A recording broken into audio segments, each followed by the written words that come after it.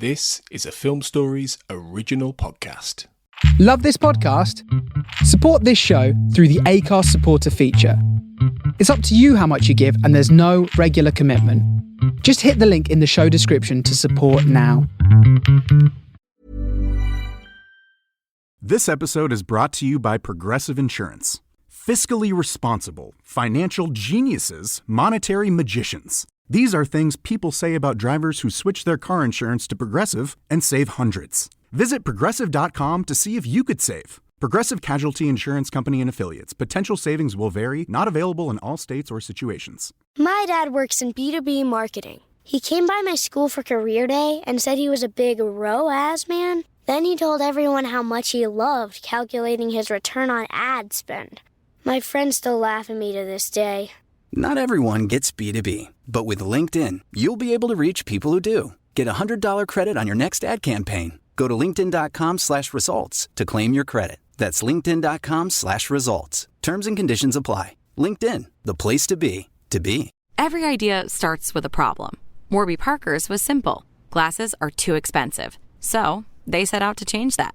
By designing glasses in-house and selling directly to customers, they're able to offer prescription eyewear that's expertly crafted and unexpectedly affordable. Warby Parker glasses are made from premium materials like impact-resistant polycarbonate and custom acetate. And they start at just $95, including prescription lenses. Get glasses made from the good stuff. Stop by a Warby Parker store near you.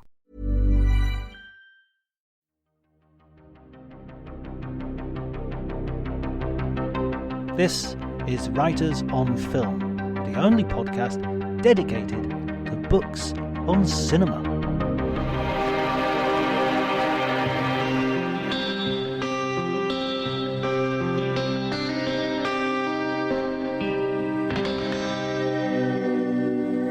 Hello everybody and welcome to Writers on Film. My name is John Bleasdale and today I'm talking to Sarah Welch-Larson, who is the author of the book Becoming Alien, The Beginning and End of Evil in Science Fiction's Most Idiosyncratic Film Franchise. It's a fascinating original piece of work, and it looks at all the alien films in the original quadrilogy and then the two follow-up films by Ridley Scott, Prometheus and Alien Covenant, with a new eye which will send you back to the series looking for hidden gems and a new sort of comprehension, new way of looking at it, as you'll hear from our conversation.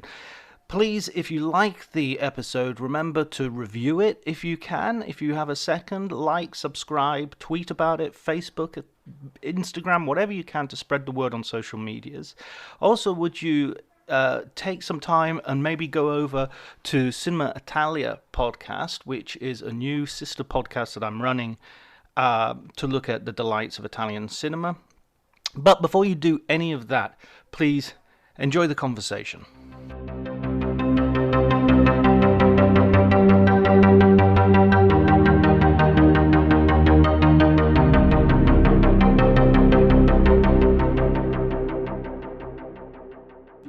It's part of the Real Spirituality monograph series, which is put out by Cascade Books. They're an imprint of Whiffenstock. And my editor saw me tweet something really dumb, which I guess is the origin story for a lot of good things. Normally I don't do like quote tweet with your preference or your favorite movie or whatever, but somebody was doing some sort of a Twitter chain that was, what's something that you can talk about for 20 minutes without any preparation at all? And I quote tweeted it with a couple of things like, houseplants and then this webcomic that I used to follow. And one of the topics that I included was theology and science fiction. And my editor reached out to me via Twitter DMs and said, I am like the acquiring editor for this monograph imprint. Would you be interested in pitching a book for it? And I'd been thinking about writing a book for a little while. I'd just gotten out of a job that took all of my time and into one that gave me the ability to, sit and think for once. And so I took a couple of months to think about it. I knew that I wanted to write about science fiction and something to do with the problem of evil. And I went back and rewatched a couple of movies just to get a feel for what they were talking about the topic, because I don't want to impose any ideas on the movies that I write about. And the Alien series seemed like a really natural fit. At the time, I think I had seen every single one of them except maybe the back half of Alien Resurrection. And so when I went back and I rewatched Alien Resurrection and realized that it fit kind of the themes that I was considering engaging with, that's when I knew that the book was going to work. So I pitched it. My editor, Elijah Davidson, he's wonderful. And he was really excited about it. And then it just kind of went from there. And it was a very swift writing process too, because I knew that if I didn't impose like a very strict deadline on myself, I just wouldn't write it. I need to write under a deadline. So I think it was something like 6 to 8 weeks of research, literally just coming home every night and research for 2-ish hours. And then after that, I think the book was written in about 3 months. I turned in the manuscript 3 months after that. So breakneck pace, never doing that again. But it all came from just kind of a spur of the moment tweet about how I was willing to just talk about religion and sci-fi basically at the drop of a hat. I was probably thinking about Battlestar Galactica at the time, but the Alien series also felt like a good fit. The old TV series or the new one?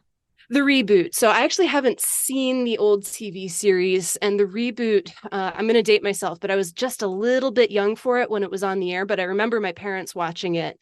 And then I went through and watched it one summer and it just completely blew me away. And I'm bad at TV, but it's one of those TV shows that I go back and I revisit every once in a while. So when I found out that my husband hadn't seen it, I was like, you have to watch this, partly to understand how my brain works, and then also partly because it's just really good TV. Yeah, absolutely. I'm a real big fan of the reboot. I mean, the old version is kind of a Star Wars ripoff. I think in England because I saw the pilot episode of the Battlestar Galactica, the original one, at the cinema, because in England they actually showed it at the cinema because they thought this is good enough for the Brits. The Brits they won't know the difference. Well, that was the era of Doctor Who, right? So kind of concurrent. Yeah. I mean, Doctor Who goes way back. Doctor Who goes way back to sort of black and white TV. It's like the early 60s, I think. Yeah, I've seen bits and pieces of the Tom Baker era, but I haven't seen much else since the Christopher Eccleston reboot. And then I sort of dropped off in the last few years, but I do like what I've seen.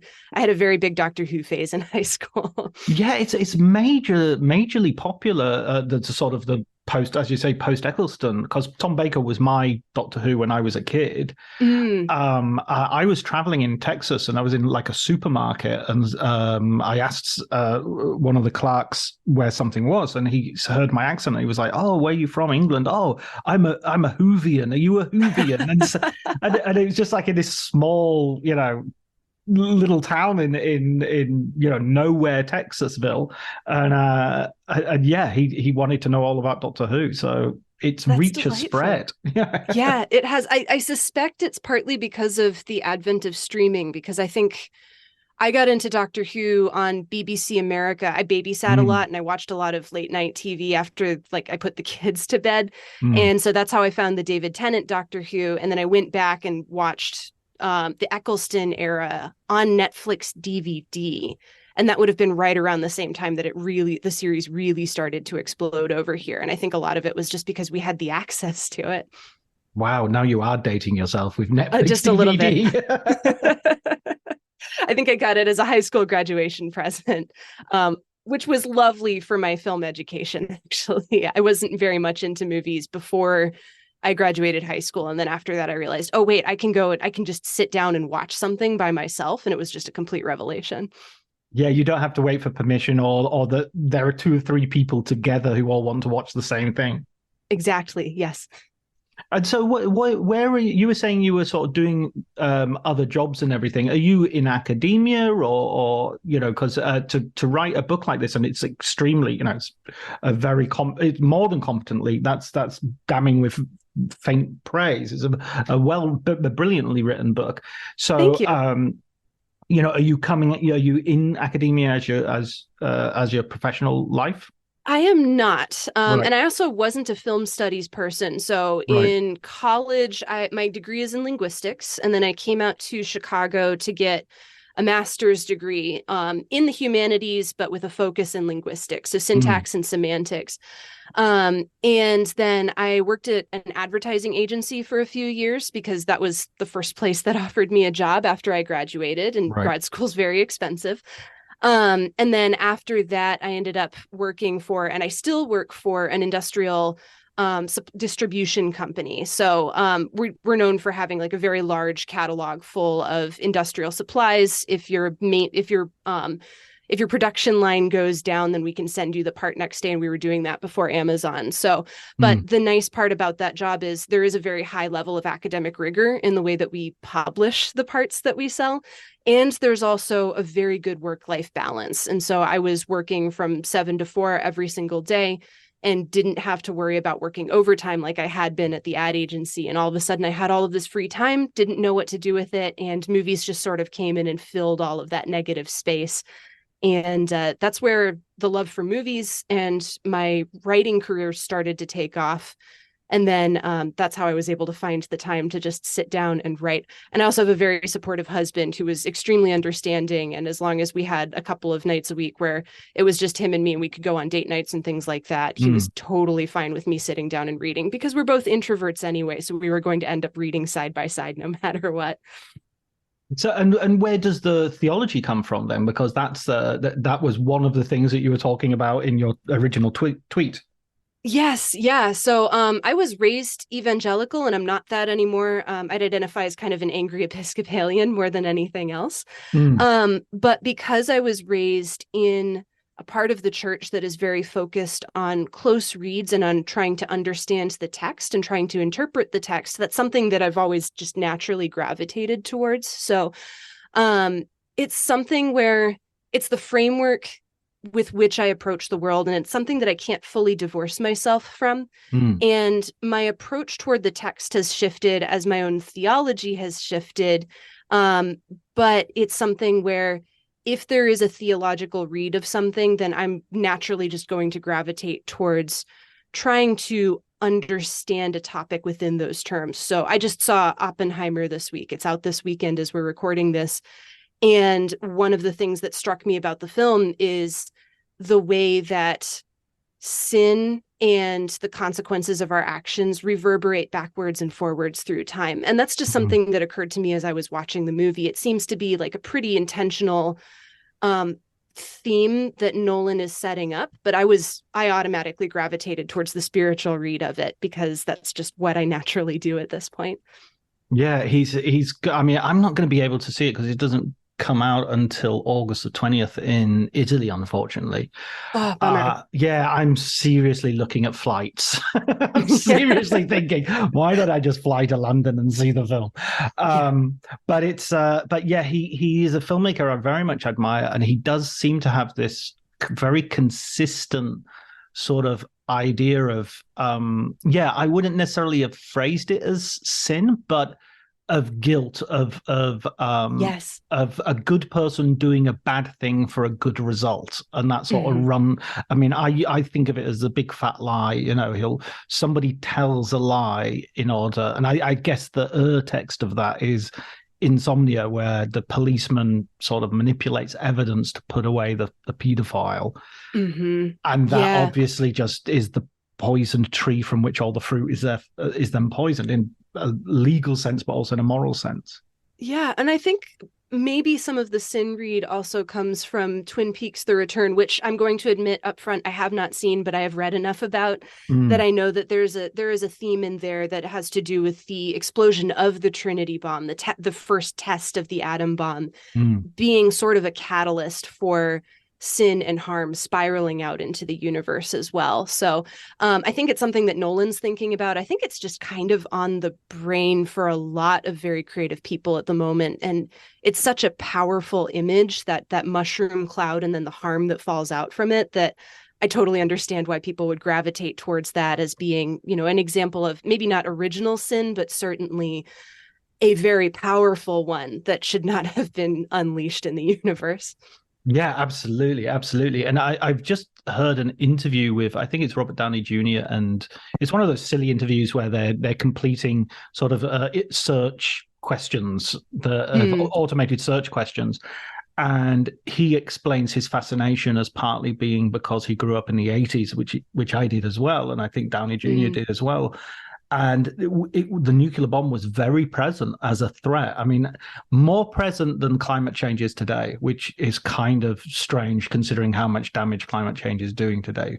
Maybe that's where we're going. Maybe that's the direction we're going in. But I remember it being like a clear and present, as a child, thinking it was a clear and present danger that we could, we could all be wiped out at any minute, That's devastating circumstances to be raised under. So yeah. And both, I think, perpetuated by human beings and sort of triggered by human beings, but in a way where the consequences of that aren't something that you could trace back to one person or one origin point, and yet we're all culpable in it at the same time, like it's a devastating thing to think about. And there is some form of responsibility, I think, on each of us, but it's also not something that any one of us is capable of fixing in the moment. And that's really where the sin thing tends to resonate with me. Absolutely. Yes. And okay, well, let's the structure of your book is very much influenced by a theologian that you sort of bring in to use as your sort of frame with which to then, and this is excuse me if I get the name wrong, is it Catherine Keller? Yes, Dr. Catherine Keller. Yes. Could you just explain sort of where you come across Catherine Keller and what she provides you with? So the book that I'm engaging with is called Face of the Deep, A Theology of Becoming. And it's a book that is ostensibly just about challenging the idea that God created the world ex nihilo, so out of nothing. She posits that the first two verses of Genesis talk about the earth being formless and void.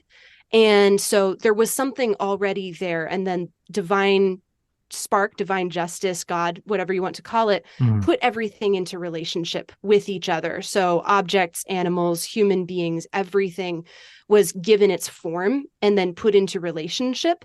And then from that, it follows that sin would be the denial of those interrelationships with each other. So instead of sin being an act of disobedience, which is pretty common in Christian theology, it's more about denying the createdness of other beings and of other objects and saying, no, you're not enough in and of yourself.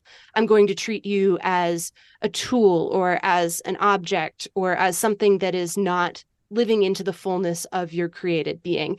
And that kind of unlocked the Alien movies for me. And I know that sounds a little bit galaxy-brained, but the entire Alien series is concerned with the idea that human beings are trapped in a system that does not value them for who they are. And they're trapped in a system that is functionally going to completely dismember them, turn them into carriers for something else that could possibly turn a profit, and then by doing that also destroy them. So you get that with the alien, with the face hugger monster, which literally covers a person's face, takes away their entire identity, turns them into an incubator, and then as the human gives birth to the alien, they're also destroyed and essentially turned into a corpse. And I think it's tempting to say that the alien is the ultimate expression of evil because it is something that we can't fully understand. It's an eldritch horror from beyond the stars. But I would argue that the real villain of all of the Alien movies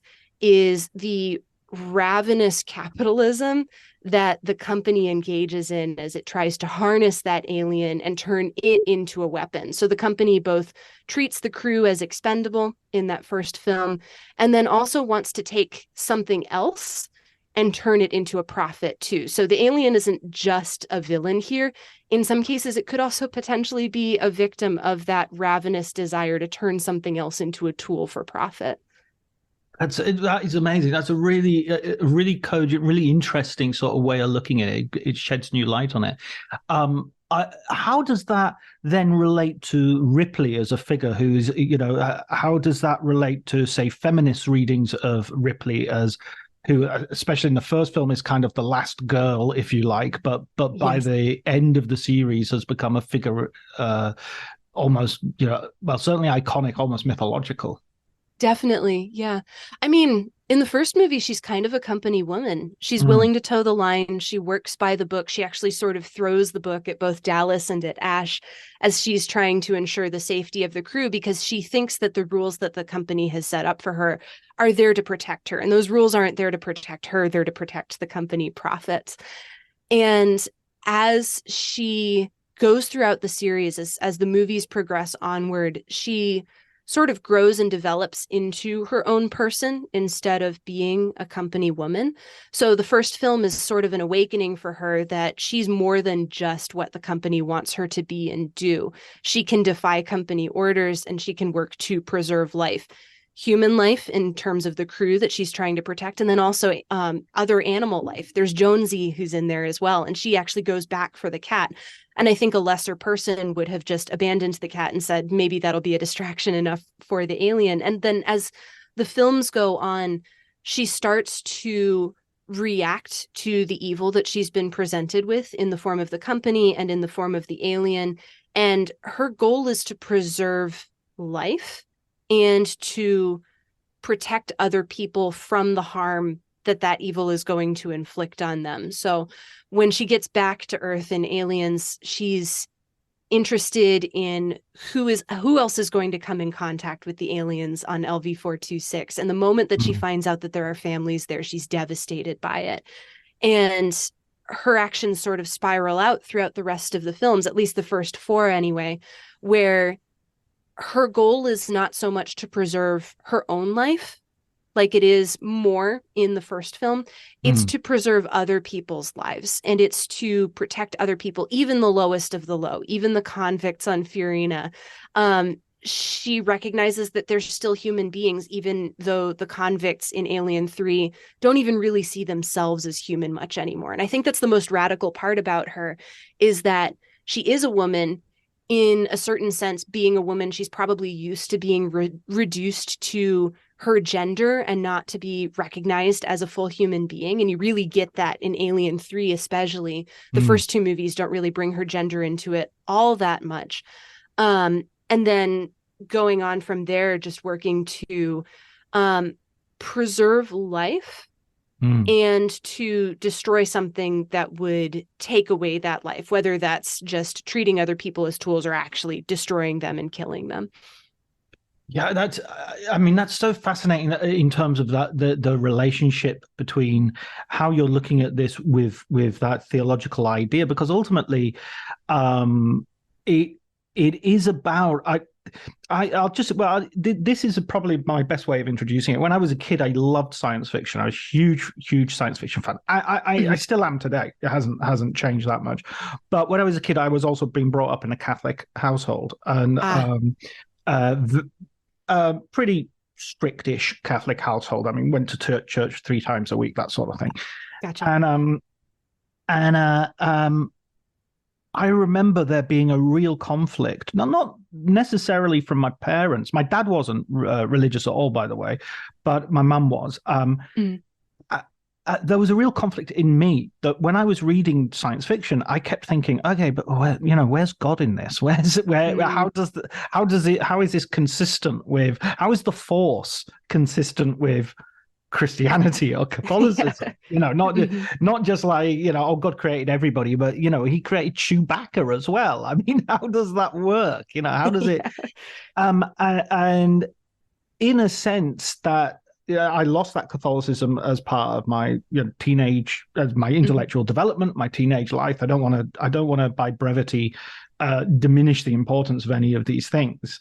But just for the sake of brevity, that's what happened. Very recently, it's not that I've found my faith again, because I haven't. But what I have done is I've realized that there are questions that are really interesting and are really religious questions.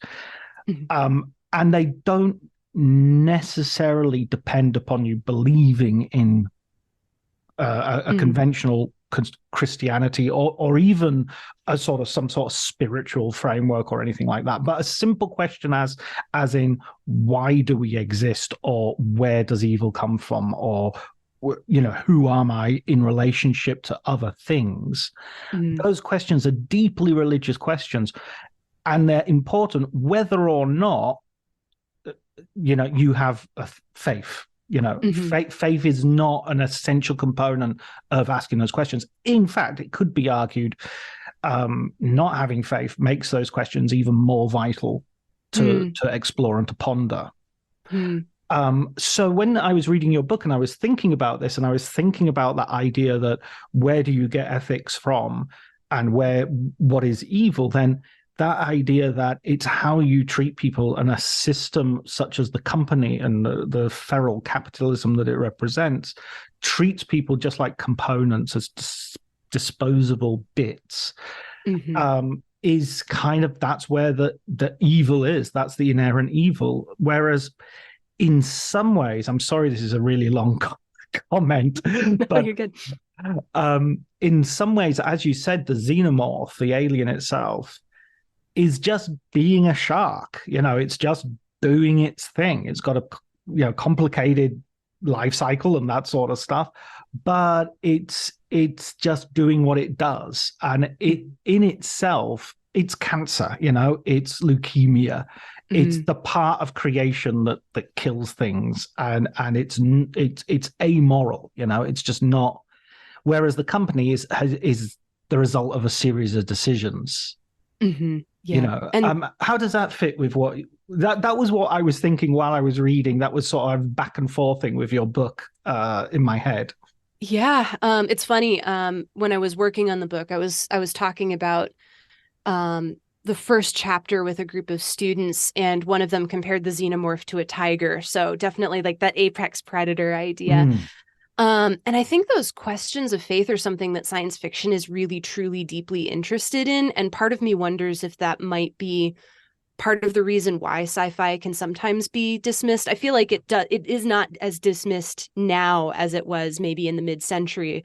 But science fiction is very much focused on questions of who we are and where we're going, and how do we get there, and did we get to this point? And sometimes you can bring in that matter of faith or not.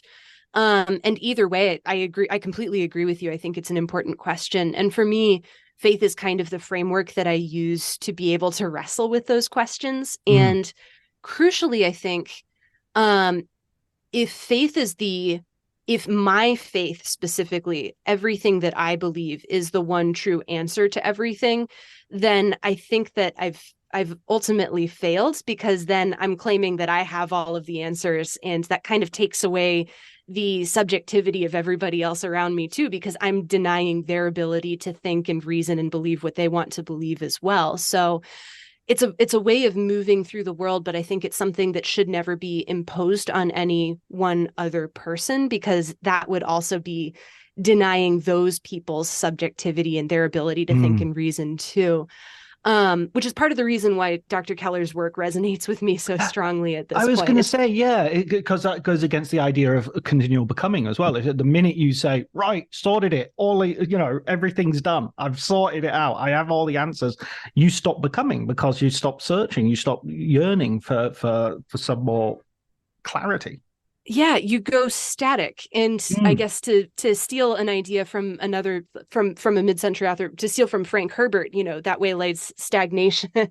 And once you stagnate, then there's no room for growth or further discovery. You're just kind of stuck with what you've already got. And I don't know about you, but I don't want to be stuck with the world we currently have. I think that there is a better world that is possible. And for me, that seems like a really good expression of what God is and is capable of doing and being. But again, I don't want to impose that on anybody else, because I also could very much be wrong. And that's where the faith part comes in, I think.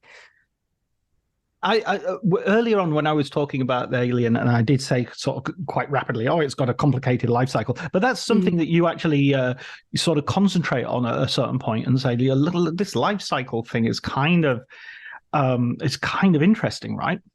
Yeah, it is. I love Giger's work. I think he's just such an incredible artist, and I'm so glad that he was willing to share a lot of his nightmares with us. And I've been thinking about the alien partly in terms of, being that shark, being that tiger, being that apex predator, but the alien is also fundamentally designed to be a human being's worst nightmare, again, because it's going to suffocate you. It's going to take away your identity. It's going to turn you into a cradle for its own young. And then that's if you're lucky. And if you're unlucky, it's still going to kill you pretty horribly. And I think I get into that throughout the book, but there's also a thread of the creation of the alien in the later two movies in the series. So the book is designed around each of the movies as they come out in chronological order. So Alien, Aliens, Alien 3, Alien Resurrection, and then Prometheus and Covenant really get into the idea of the horror of creation itself and what human beings are trying to do as they attempt to create other beings and then destroy other people in the process, especially with Michael Fassbender's character of David. And I love that Ridley Scott was willing to go back to that well 40 years after the first movie, because he's not interested in just explaining, oh, this is how the alien got its double jaw or something. Like he's interested in those deeper philosophical questions of why would someone even think to conceive of a creature like this in the first place? And I think a lot of that kind of goes back to that idea of ravenous capitalism, because the final movie, at least so far in this series, deals with the android David creating the alien as an act or an attempt to create something that is more perfect than his own creators and more perfect than he himself is. And the only way that he knows how to do that is to make something that's going to destroy other beings. So he refers to it as a perfect organism, and he refers to it as that partly as a callback to the original movie, but also partly because I think the only way that he knows how to exist is to destroy and to deny other people. And that's a really sad existence. And I find that to be the deepest horror out of all of the series. And that's also part of the reason why I love Alien Covenant, because it's an interesting riff on Frankenstein's monster and on Paradise Lost and on all of these other deeper questions. But it's also, just like a pulp B movie that happens to have a xenomorph in it. It's one of my favorite movies from that year. And it's something that just kind of grabbed me. And a lot of that has to do with Fassbender's performance, but then a lot of that also has to do with the fact that Ridley Scott says, screw all of you who aren't interested in all of these deep philosophical questions. I'm going to go off and I'm going to make basically a philosophical treatise using the IP that I have available to me, because that's probably the only way I'm going to be able to tell this story anyway. That's so true. And I love the way that I think you say this in the book as you sort of go through it. So sort of like the first film is like your basic sort of. This episode is brought to you by Progressive Insurance. You chose to hit play on this podcast today. Smart choice. Make another smart choice with Auto Quote Explorer to compare rates from multiple car insurance companies all at once. Try it at progressive.com. Progressive Casualty Insurance Company and Affiliates. Not available in all states or situations. Prices vary based on how you buy. My dad works in B2B marketing. He came by my school for career day and said he was a big ROAS man. Then he told everyone how much he loved calculating his return on ad spend. My friends still laugh at me to this day.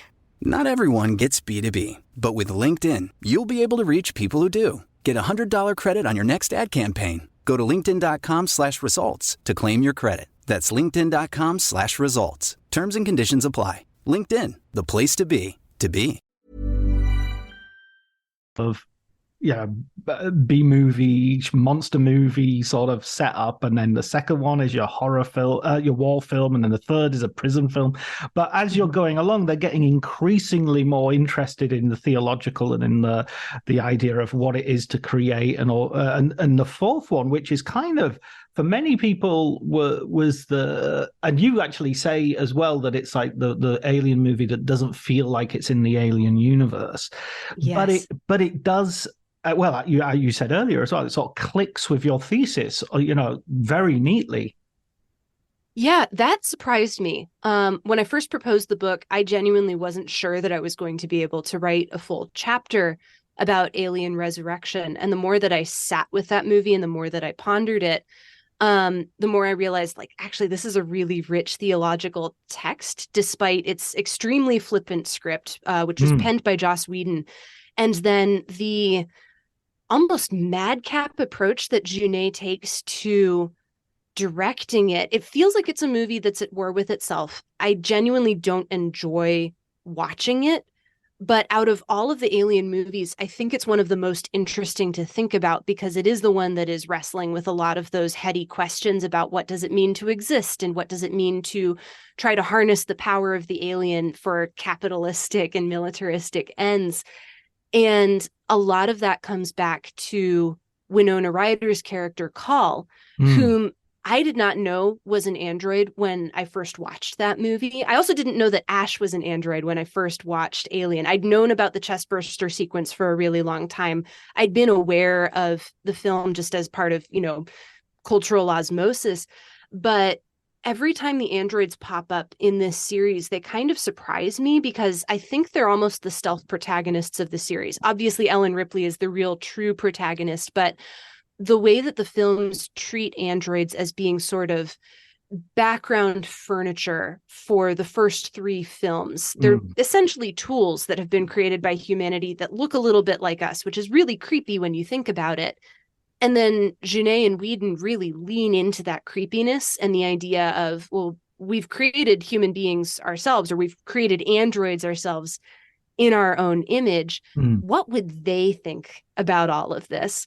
And the fact that 200 years in the future, you get a lot of technological advancements, you get some updates in, aesthetics and fashion and a lot of very late 90s apparel and, ponytails and leather and big boots and everything.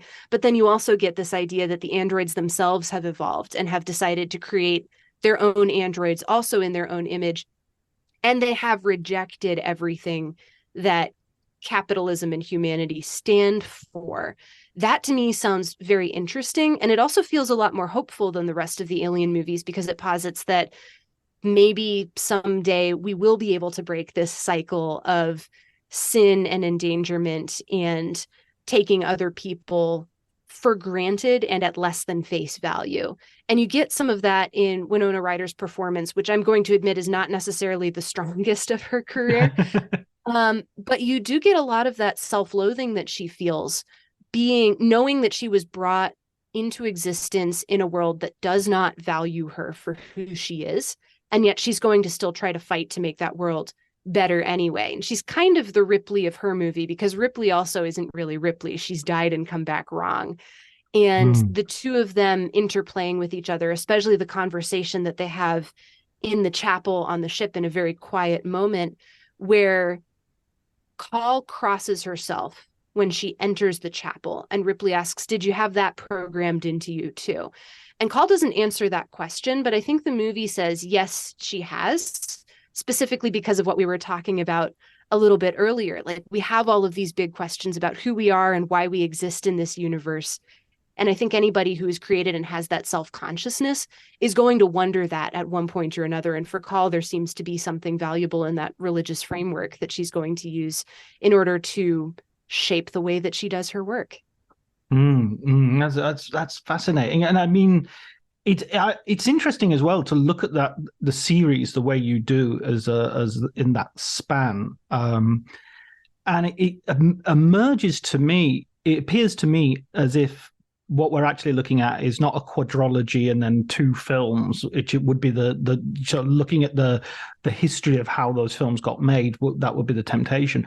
But actually, you're looking at two trilogies. You're looking at a trilogy which is very much based in a sort of a variety of sort of cinematic genres, and then you've got the next trilogy. Each, I mean, just the fact that each has a colon suffix, Alien Resurrection, Alien, Prometheus doesn't really work, but Alien Covenant.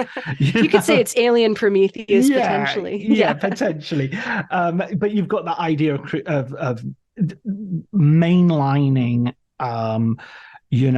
mythology and it the subtext becoming text, or at least becoming text after the colon. I love that read. I hadn't actually thought about them as being two cohesive trilogies pushed together.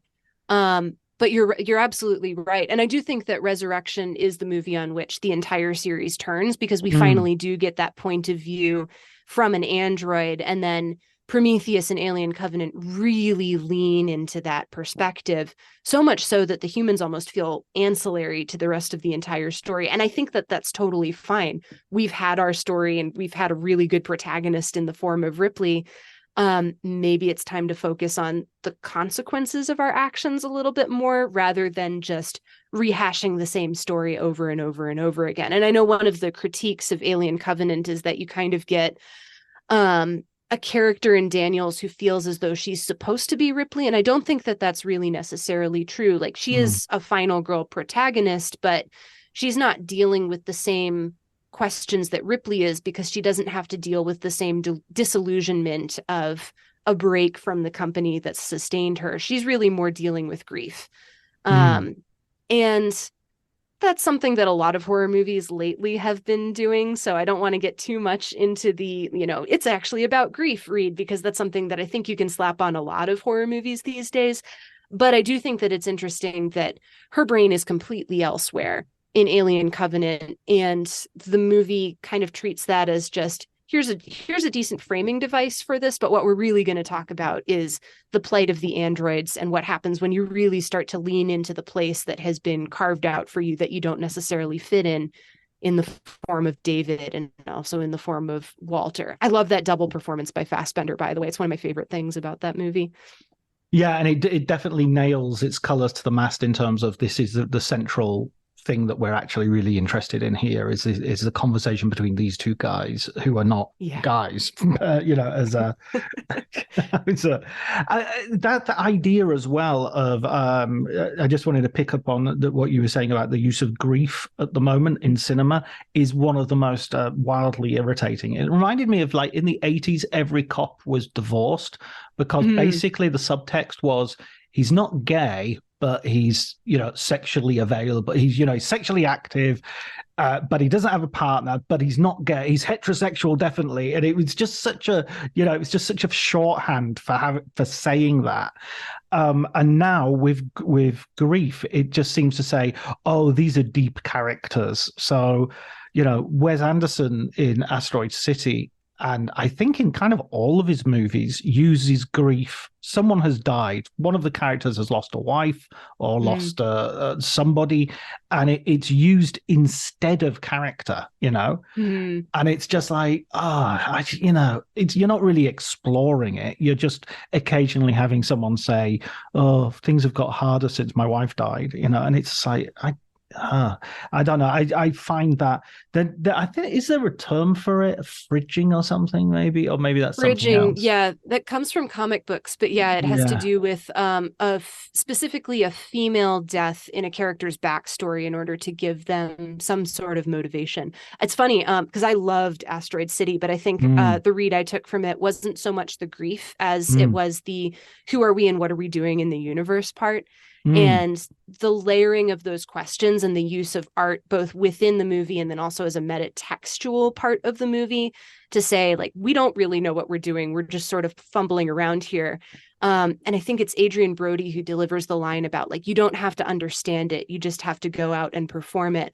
Really resonated with me because I also don't understand what I'm doing. And I feel that plight, but the way that Anderson expresses that within such, I don't know, regimented isn't the right word, rigid isn't really the right word, but so precise bounds. That movie worked for me. And normally Anderson doesn't always work for me. There's some of his movies that I love very much and a few that I feel very ambivalent towards. But for whatever reason, Asteroid City grabbed me. And I think it was because there's that subtext of grief in there, but I think it's so much more about the looking outwards after grief and trying to say, like, well, now what? And I don't know that he comes to a good answer. And I like that he isn't telling us how to feel or how to think after a fundamental change like that.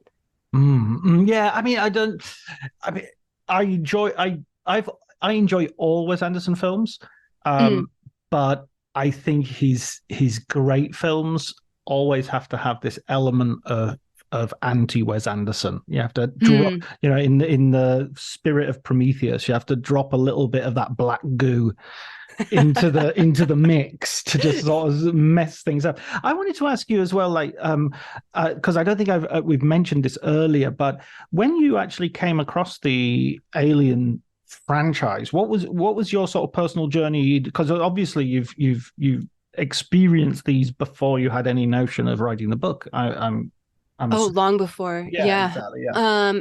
I think the first one I saw was actually Aliens, and I'm pretty sure it was when it was just on repeat on TNT. So it would have been like playing in the afternoon. And I'm pretty sure the first Alien scene that I ever saw was the boardroom where Ripley is challenging the board members as they're having that hearing about, you destroyed all of our fancy equipment. And she says, no, there were actual people who died in this disaster too. And then my family had a movie night while I was out babysitting. And I came back and discovered that they had seen Alien without me. So at 10 p.m., I knew they were going to return the DVD to the library. So I decided, screw it, I'm going to sit down and I'm going to watch Alien at 10 p.m. at night alone at 16 in my parents' giant house, which was the ideal way to see it, I think, without having seen it opening weekend in 1979. Terrified me. I was flipping lights on across the house as I was going to bed at 1 a.m. because I didn't know what to do with myself. And I had known about the chest burster sequence just through cultural osmosis. It was something that I was aware of, but I didn't know about Ash. And at the time I was a huge Lord of the Rings fan. So kind of ruined Bilbo Baggins for me a little bit. Ian Holmes doing such a great, very different performance in that role. And the movie sort of grabbed me, and then I just sort of let it lay dormant. And I watched it alone a couple of other times after that. Watched Aliens, didn't really watch Alien 3 or Alien Resurrection until I must have been on study abroad. And I think it was a very lonely night, and a friend had given me all 4 movies. And I was just sitting alone in my dorm room watching the Alien movies back to back to back. And I hit a moment in Alien Resurrection where there was a particularly gross death. It's the moment where someone gets the back of his head bitten out, and then he reaches around and grabs a chunk of his own brain and looks at it. And I kept expecting the movie to cut away, and it didn't cut away, and it didn't cut away, and it didn't cut away. And then the moment I saw that piece of brain, I was like, nope, absolutely not. I'm shutting this off.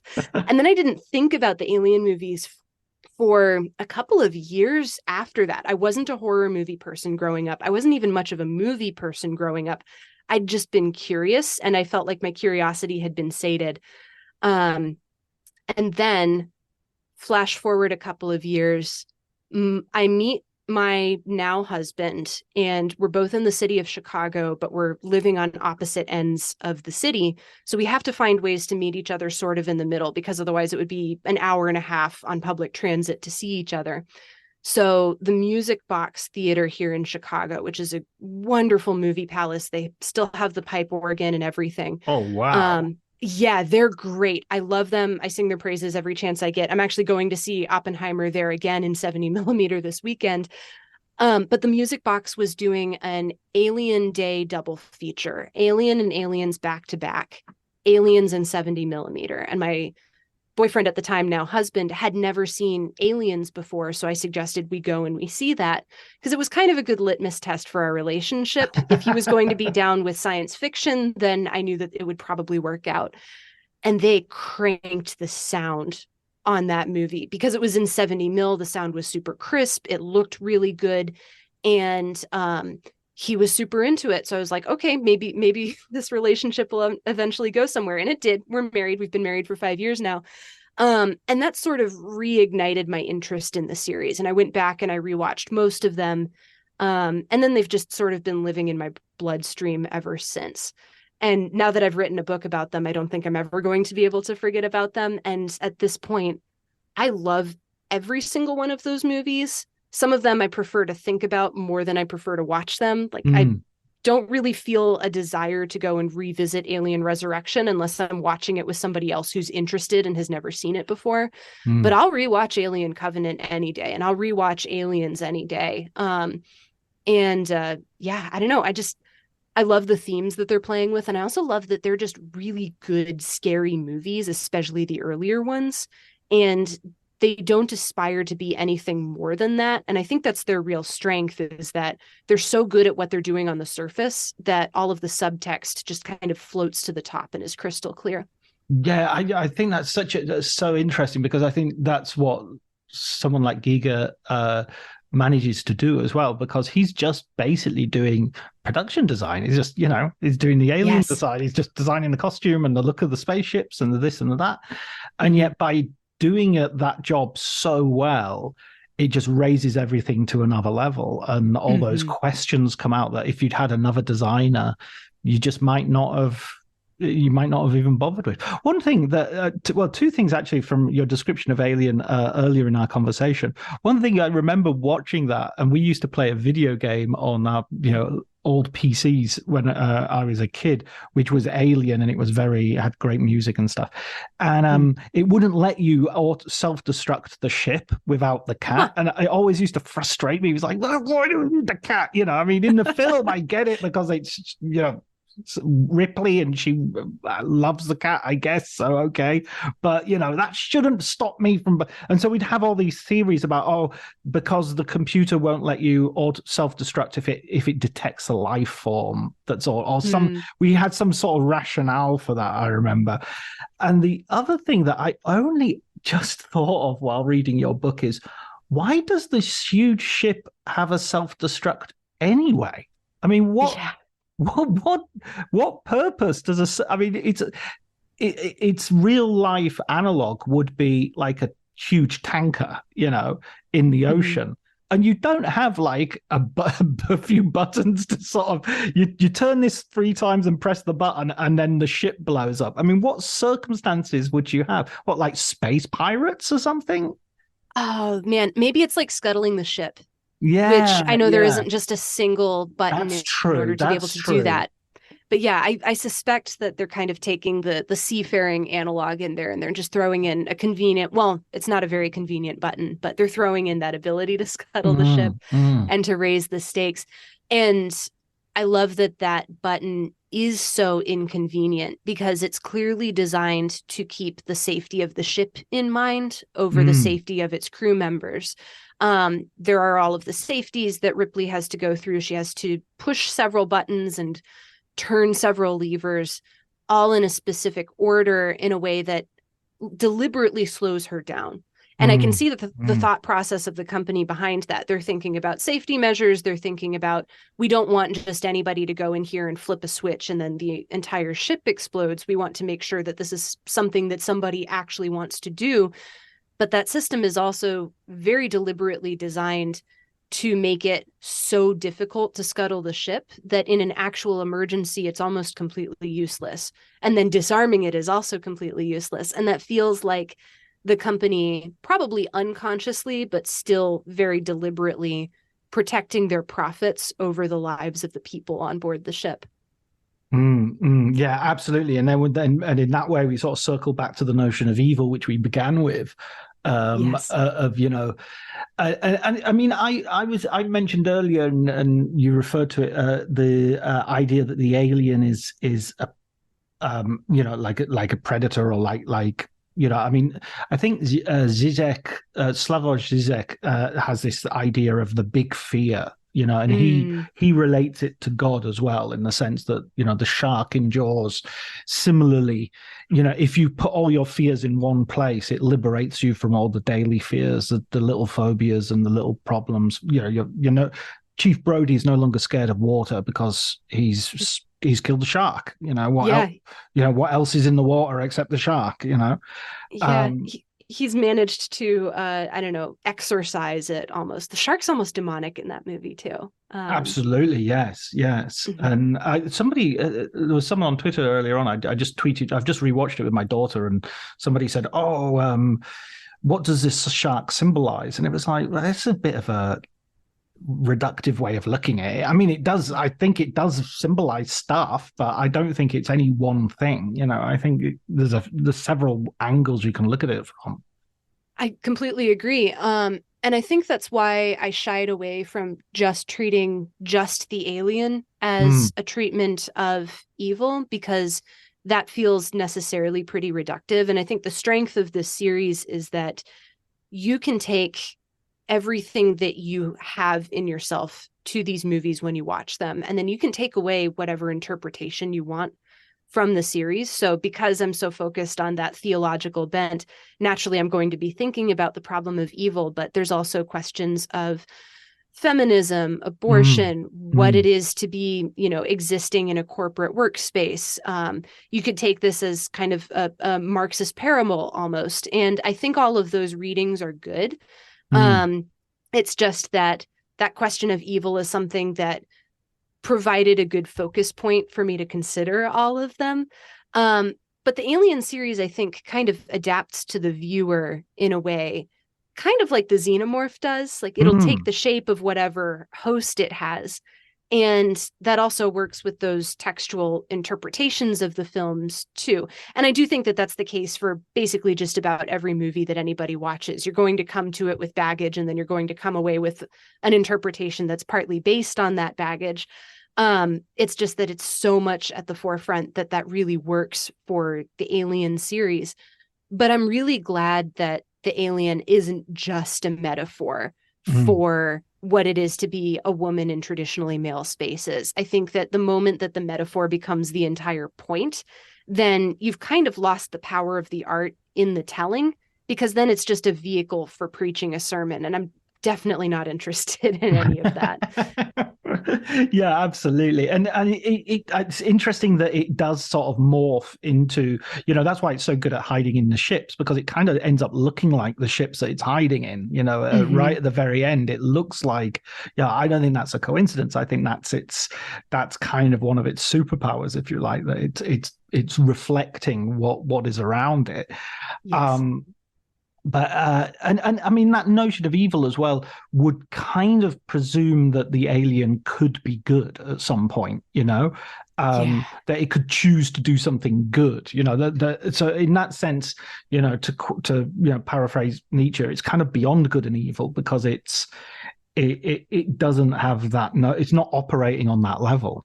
It's that nothingness from beyond the stars. Yeah. I know there are quite a lot of reads of the Alien series in terms of Kristeva's The Abject, where it's something where you can kind of push all of those fears onto the alien, and then you can treat that as something that invades people's borders and boundaries and the borders that they've set up for themselves within their lives. It's neither male nor female. It's something that's going to literally invade your space and invade your body.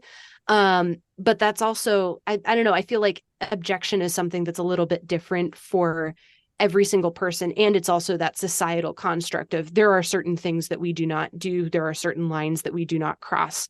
And the fact that the company is essentially designed to create those borders and boundaries for people so that they'll follow the system. They'll do what they need to do in order to be good workers, and then also to turn that profit. And then by extension, Ripley then also becomes abject because she's going to cross over that border and she's going to defy the system and the boundaries that the company has set up for her.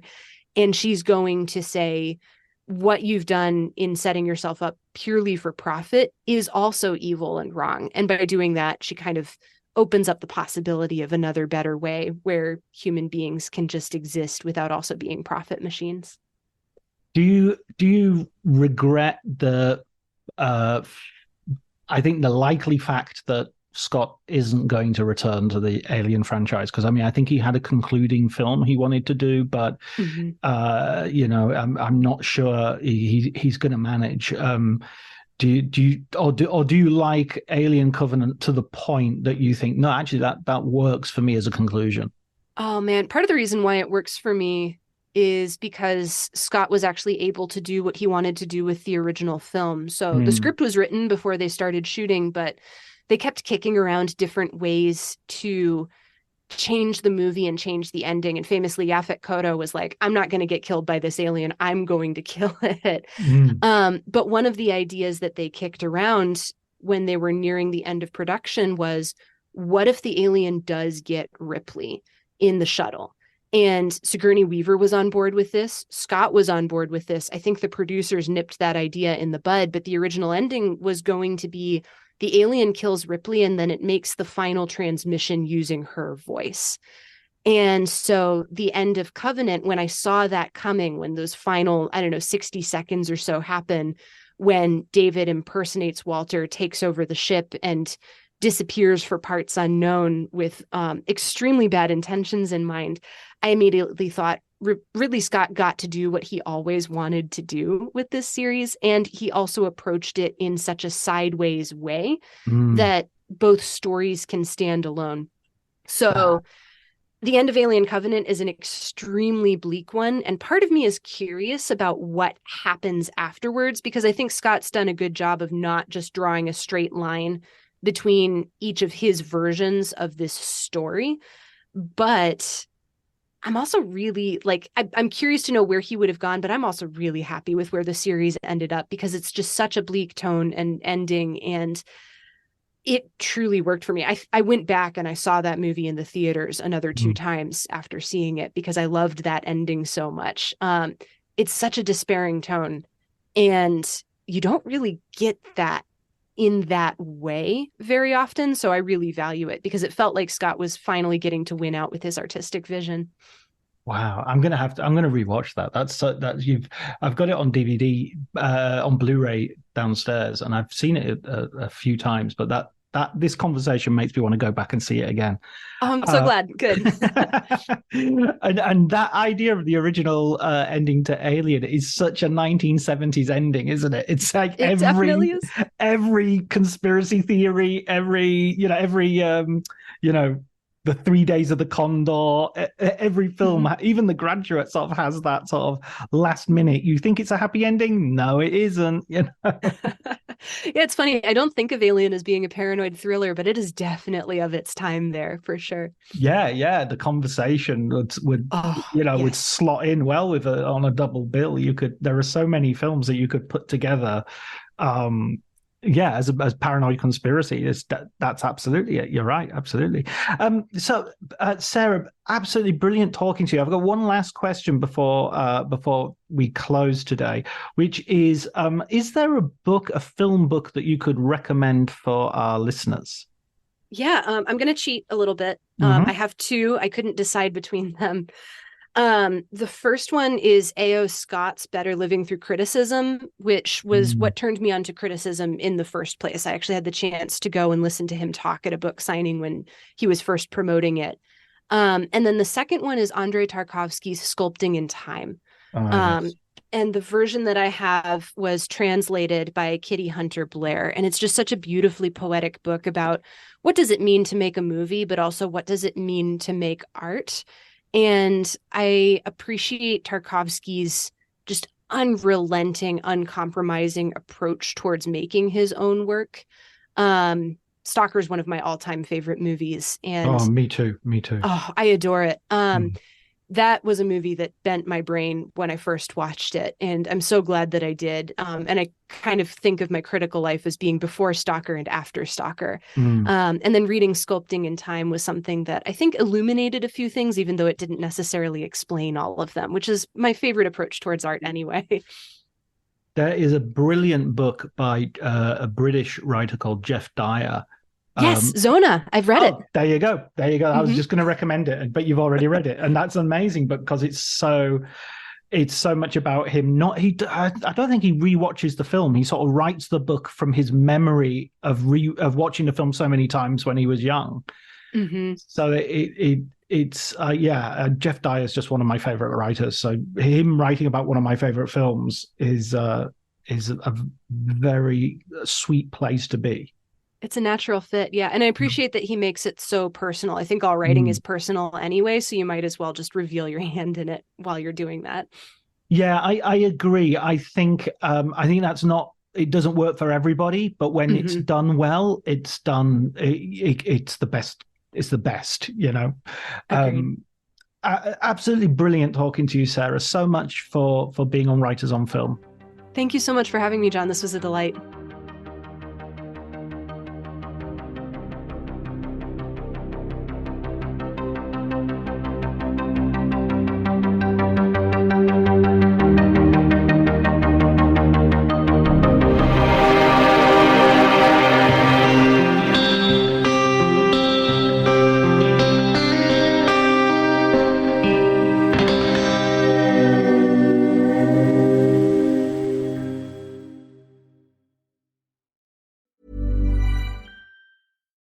episode is brought to you by Progressive Insurance.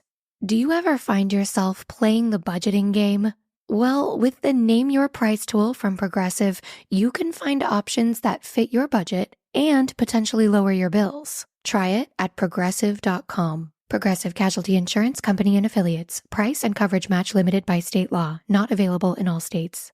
My dad works in B2B marketing. He came by my school for career day and said he was a big ROAS man. Then he told everyone how much he loved calculating his return on ad spend.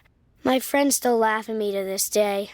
Not everyone gets B2B, but with LinkedIn, you'll be able to reach people who do. Get a $100 credit on your next ad campaign. Go to linkedin.com/results to claim your credit. That's linkedin.com/results. Terms and conditions apply. LinkedIn, the place to be, to be. What makes a great pair of glasses? At Warby Parker, it's all the invisible extras without the extra cost.